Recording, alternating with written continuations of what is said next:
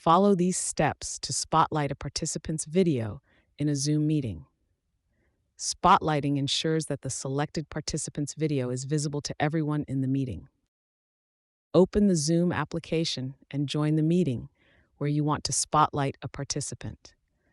Ensure you have the necessary permissions to manage participants. On the video options of the participant you want to spotlight, click on the More button. This button appears in the options menu when you hover over the participant's video. Navigate through the list of options after clicking the More button. Select Add Pin to pin the participant's video. This ensures their video remains visible to you. Once you have pinned the participant, their video will be spotlighted. This means their video will be visible to everyone in the Zoom meeting.